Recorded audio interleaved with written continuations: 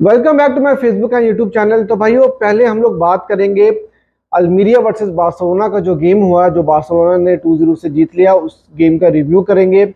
उसके अलावा बहुत सारी खबरें चावी से रिलेटेड आ रही हैं, लपोर्ता से रिलेटेड आ रही हैं और बड़ी गर्मा गर्म खबरें आ रही हैं ट्रांसफर मार्केट के हवाले से। उनको भी डिस्कस करेंगे और डिस्कस करेंगे कि क्या बार्सिलोना क्या किसी सही डायरेक्शन की तरफ चलता हुआ नजर आ रहा है आपको अगले सीजन की तैयारी के लिए, या बस हवाओं में ही बातें हो रही हैं। तो ये सारी डिस्कशन जो है वो आज की वीडियो में करेंगे। वीडियो को आखिर तक जरूर देखिएगा और मेरे चैनल को भी सब्सक्राइब कर लीजिएगा। तो भैया पहले गेम की बात कर लेते हैं। एक तो अच्छी चीज ये थी, आज की गेम में जो लाइनअप खिलाई गई तो वहां पर कुछ नए फेसेस जो है वो देखने को मिले, ज्यादा नहीं लेकिन कुछ नए फेसेस देखने को हमें मिले। और बार्सिलोना ने हेक्टर फोर्ड को खिलाया, जो कि बहुत ही अच्छा साइन था। कैंसेलो को आज की गेम में नहीं खिलाया गया था, स्टार्ट नहीं दिया गया था।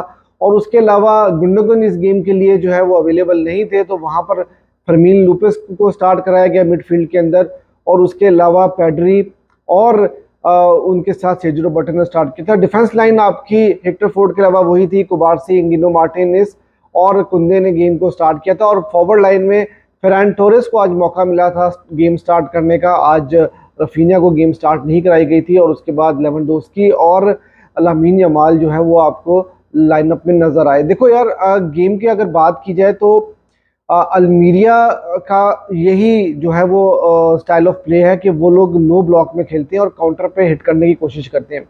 और काउंटर के ऊपर वो काफ़ी डेंजरस टीम है, क्योंकि आपने देखा कि वो ट्रांजिशन में बहुत तेज़ हैं और वो काउंटर बहुत अच्छे तरीके के साथ बनाते हैं। आज हालांकि उनके प्रॉपर फॉरवर्ड लाइन उनकी जो अवेल होती है वो नहीं थी, उनके प्रॉपर प्लेयर नहीं खेल रहे थे, लेकिन उसके बावजूद उन्होंने बार्सिलोना से ज़्यादा अच्छे चांसेस बनाए और ज़्यादा उनके चांसेस जो हैं वो क्लियर कट नज़र आए हमें। और उनके चांसेस ऐसे थे, अगर वो अवेल कर लेते तो बार्सिलोना को लेने के देने पड़ जाने थे।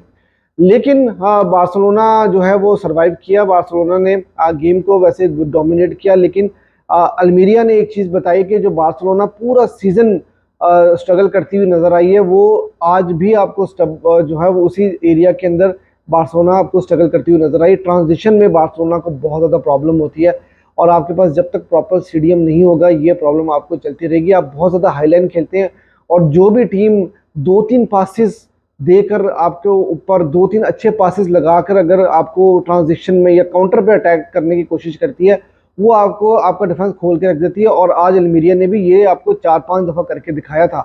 और वो तो हम लकी रहे कि एक दो सेव्स बहुत अच्छे किए टेर स्टेगन ने, और एक दो चांसेस जो है वो अल्मीरिया जो कि गोल होने चाहिए थे, लेकिन उन्होंने जो है वो गोल कन्वर्ट नहीं किए। तो ये एक बहुत बड़ा प्रॉब्लम है और चावी को अगले सीजन में इस चीज़ को देखना पड़ेगा कि यार हम लोग ट्रांजिशन में क्यों इतनी मार खा रहे हैं। और स्पेशली बॉटम लेवल की टीम्स ने इस पूरे सीजन के अंदर हमें खोल के रख दिया। आप जितनी गेम उठाकर देखें जहाँ पे हमने पॉइंट्स ड्रॉप किए हैं, या तो मैच हारे हैं या मैच ड्रॉ किए हैं, वहाँ पर ट्रांजिशन के ऊपर ही हम लोगों को जो है वो गोल पड़े हैं और वहाँ पर हम लोगों के पास कोई आंसर नहीं था कि हमने किस तरह से काउंटर को रोकना है। तो ये चीज़ जो है सबसे बड़ी हेडेक होगी बार्सिलोना के लिए अगले सीजन में फिक्स करने के लिए। अब अगर प्लेयर्स की बात की जाए तो यार देखो, फर्मीन लूपस आउटस्टैंडिंग उनकी परफॉर्मेंस रही है और मैं समझता हूँ कि बहुत ही अंडररेटेड प्लेयर है। और चाहे अल क्लासिको हो और आज का गेम हो, या उनको जब भी मौका मिला उन्होंने परफॉर्म करके दिया है। और सबसे अच्छी बात यह है कि उनकी शूटिंग एक्यूरेसी बहुत अच्छी है और गोल के सामने जाके पैनिक नहीं होते और कंट्रीब्यूशन बहुत अच्छी होती है, प्रेस बहुत अच्छा करते हैं और बॉल रिकवरी के लिए बड़ी जान मारते हैं। और हर वक्त आपको उनका हिट में भी आप उठाकर देख लें तो आपको हर जगह पे वो नजर आते हैं। तो मैंने आपको पहले भी ये बात की थी कि पैड्री और फ्रेंकी डियोंग जब स्टार्ट करते हैं गुंडोगन के साथ तो वहां पर बार्सिलोना को प्रॉब्लम ज़्यादा होती है। उसकी वजह ये होती है कि ये दोनों प्लेयर्स जो है प्रेस इतना अच्छा नहीं करते हैं और फिर बॉल रिकवरी के लिए ये दोनों प्लेयर्स जो ज़्यादा अच्छे नहीं है। लेकिन फर्मीन लूपेस और सर्जियो रोबर्टो का ये ज़रूर रहता है कि ये लोग ज़्यादा बॉल रिकवरी के लिए ना बेहतर आपको नज़र आते हैं और ये चीज़ हमें आज देखने को भी मिली। उसके अलावा यार फेरान टोरेस भाई फारिग, मतलब मेरे तरफ से आई एम सॉरी टू से भाई, इनको बार्सिलोना मटेरियल नहीं है ये।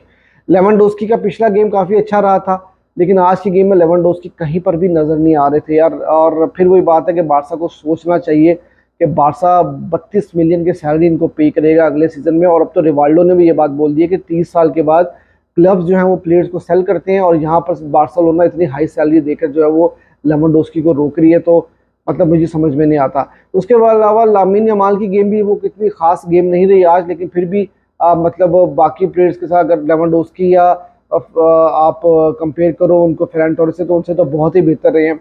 और पैड्री भी थोड़े ऑफ कलर नजर आए, कुछ ज़्यादा खास गेम हमारी नज़र नहीं आई आज थ्रू आउट। और अगर डिफेंस की बात की जाए तो कुंदे काफ़ी ज़्यादा आपको ओवरलैप करते हुए नजर आ रहे थे, लेकिन कोई प्रॉब्लम है कुंदे का भी कि वो उनका फाइनल पास जो है वो एक्यूरेट नहीं नजर आता। और फिर जैसे मैंने आपको बताया कि हेक्टर फोर्ड को स्टार्ट कराया गया था, पहला असिस्ट उनका बड़ा कमाल असिस्ट था। और देखो जिस तरह की परफॉर्मेंस रिसेंटली कैंसिलो देते रहे हैं, तो यार हेक्टर फोर्ड ने भी जो है ना उस लेवल की परफॉर्मेंस दे दी आपको। तो हेक्टर फोर्ड जो है ना वो आपका मैं समझता हूँ कि उनके ऊपर थोड़ा सा इन्वेस्ट करना चाहिए, वो आपके लिए एक बड़ा अच्छा एसेट साबित हो सकते हैं आने वाले टाइम के लिए। उसके अलावा कुबारसी की गेम काफ़ी अच्छी गेम थी, और कुबारसी और इंगेनो मार्टिन दोनों ही काफ़ी अच्छे रहे डिफेंस के अंदर। तो यार ये तो गेम की बात होगी। इसके अलावा यार सीडीएम की पोजीशन जो है ना आपकी बहुत ही इंपॉर्टेंट है। मैंने आपको पहले बताया कि सीडीएम प्लेयर आपका होना बहुत ज़रूरी है अगले सीजन में। अगर आप जुबिमेंडी के लिए नहीं जाते हो तो आपको बहुत ज़्यादा ट्रबल होगी। और यार इसके अलावा मैं बात कर लेता हूँ ट्रांसफर मार्केट के हवाले से। तो यार ट्रांसफर मार्केट को तो हम डिस्कस करते ही हैं, लेकिन पहले एक खबर ये आ रही है कि कल जो प्रेस कॉन्फ्रेंस हुई थी वहाँ पे चावी ने जो बात कही थी कि यार हम लोगों को जो है वो हमारे फैंस को ये अंडरस्टैंड करना होगा कि हमारी फाइनेंशियल कंडीशन कोई इतनी ज़्यादा अच्छी नहीं है, और हमें अपनी फाइनेंशियल कंडीशन के हिसाब से ही जो है वो टीम बनानी होती है। 25 साल पहले जो हमारी कंडीशन थी फाइनेंशियली, हम उस लेवल पे नहीं है, और 25 ईयर्स अगो हम लोग कोई भी प्लेयर्स साइन कर सकते थे, लेकिन अब वो सिचुएशन नहीं है। और स्पेशली फाइनेंशियल फेयर प्ले की उन्होंने जो बात की, ये चीज़ ट्रिगर कर गई है लापोर्ता को भी कहीं ना कहीं, और बोर्ड को भी। और वहाँ पर काफ़ी सारी बातें हो रही है कि चावी को इस तरह की बात नहीं करनी चाहिए थी।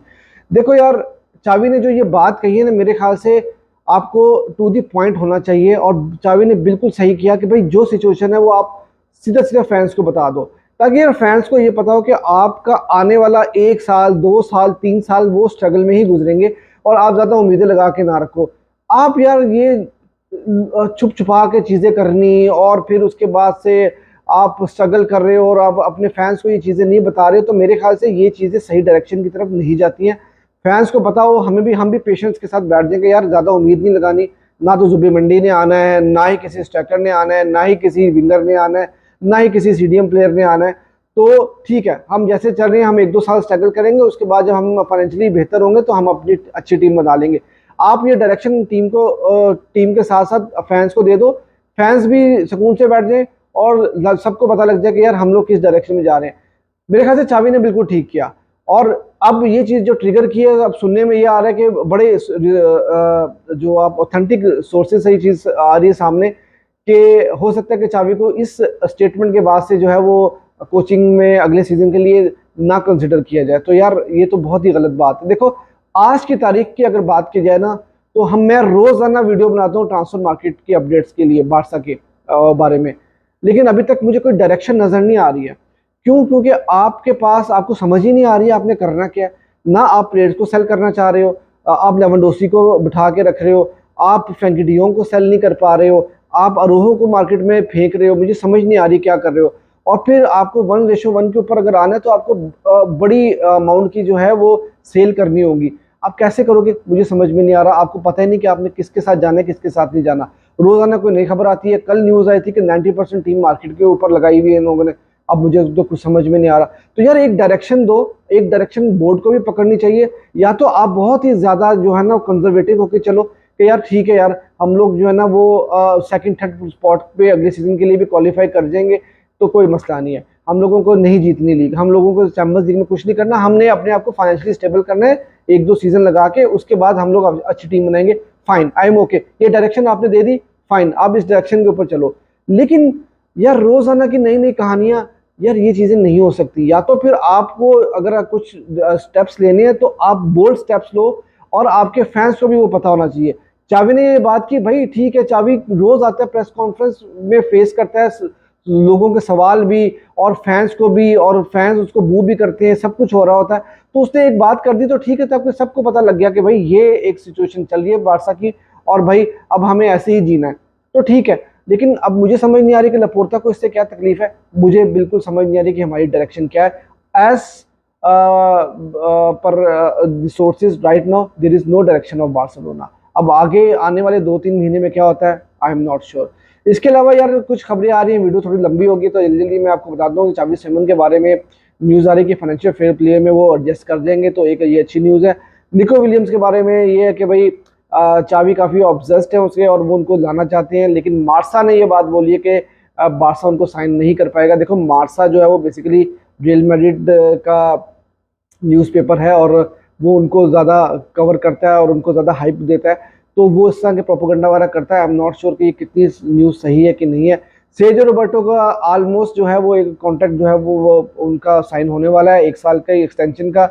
और फिर अरोहो और फ्रैंकी डियोंग की जहाँ तक बात है, तो अरोहो के बारे में ये न्यूज़ आ रही है कि अरोहो को नहीं मार्केट में सेल किया जाएगा, लेकिन फ्रैंकी डियोंग को जो है मार्केट में डाल दिया जाएगा सेल करने के लिए। अब फ्रैंकी डियोंग का फिर वही प्रॉब्लम है कि यार अगर वो नहीं छोड़ के जाना चाहेंगे, वो किसी और क्लब को नहीं एक्सेप्ट करेंगे, तो भाई वो नहीं जा सकते, और फिर आप वहीं के वहीं खड़े रहोगे, आपको नहीं पता होगा कि भाई आपने किस डायरेक्शन में जाना है। फ्रैंकी डियोंग भी यहीं पर रहेंगे, आप उनको हाई सैलरी भी पे करते रहोगे, और आपकी जो प्रॉब्लम्स चल रही हैं वो ऐसे ही चलती रहेंगी। तो भैया ये थी आपकी वीडियो, अब तक की वीडियो आपको अच्छी लगी हो तो लाइक भी कर देना और मेरे चैनल को सब्सक्राइब भी कर देना।